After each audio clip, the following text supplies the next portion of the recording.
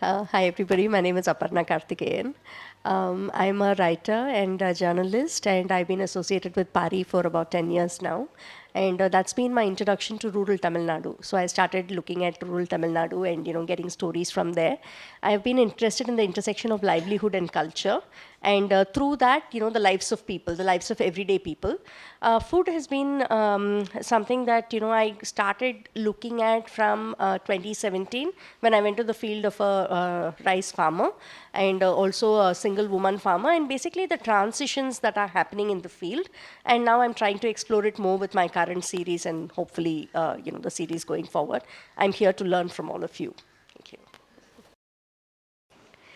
Hi, everybody. I'll continue with what I said about the introduction. So, my idea, I'm doing now a series called Let the Meat Rise, which is the closest I've come to food, but not so much food on the table as the politics and production of food. That's what I've been trying to, get at. The series has been about 7 crops and then rice, which tends to displace everything because of, well, the overwhelming nature of, the pervasivity of rice, especially in the south. The crops that I looked at were ragi, sesame, chili, salt, jackfruit, jasmine, and turmeric. So it's a mixture of horticultural crops, food crops, oil seeds, and I chose this because all of them intersect quite well with Tamil culture. Like we literally have all of this on the plate all the time, and many of them are moving out. For example, ragi, definitely moving out. Sesame oil, on its way out. There's just not much attention given to it. And for my sesame story, of course, I quoted Dr. Richa Kumar. So, like something like jackfruit, what was interesting is the wood is part of our culture because the wood goes into making our musical instruments, and so it's really interesting how these farmers benefit from growing all this and the struggles and challenges they face. So that was where I started with, right? Like, and all my stories were published on Pari, and I was lucky in the sense that I had a platform that was publishing me, also gave me a senior fellowship, and my work was also supported with the APU grant from Azim Premji University. So the journey from the field to the kitchen was sort of organic, right? Like, so the way people were eating and cooking the food was very, something that as a woman researcher, I could follow people into the kitchen and see what they were cooking and eating. The one thing, was, which I never expected to find is what was displacing some of these crops. Like ragi, you would think millets are getting displaced obviously because it's no longer something which is an aspirational food. But the other thing was the kind of human-animal conflicts that people were facing. So elephants were displacing ragi in Krishnagiri district, okay, and people were moving to flowers.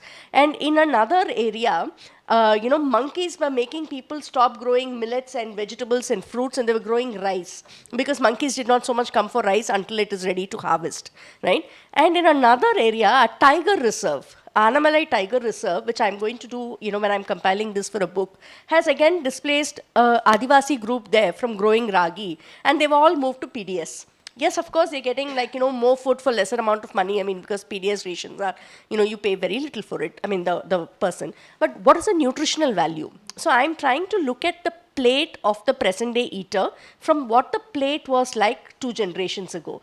That is something I'm interested in. And when I'm doing this as a book, I'm looking at this as my central question.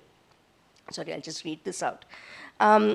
I basically want to talk about how all food systems are violent, right? Like we have this very binary that we have in our discourse, where we have vegetarian as a very, virtuous and non-violent, ahimsa, sattvic. These are the words that we use to describe vegetarian food. And non-vegetarian food, when we put the knife to the jugular, we say, okay, it is violent, right? But whose violence are we talking about? When we are talking about sentient beings, what are human beings, right? So that is a violence that I want to show through these stories. So I want to talk about that central question. Like, depending on how you see it, where you stand and what you receive, whose body does the work, whose bank balance increases, why is pain only measured in blood and not sweat or tears, and whose land is ravaged for your rice and mine? So that is basically the central question that I'm hoping to expand for my book, with some more additional reporting. One of the places that I do want to go is to this village near Valpare.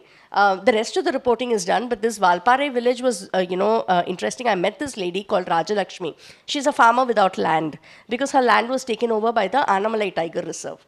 So her entire cropping has changed. All that she can grow now is pepper because elephants don't eat pepper. forest animals don't eat pepper, so she's growing pepper. How much pepper can you eat as a human being, right?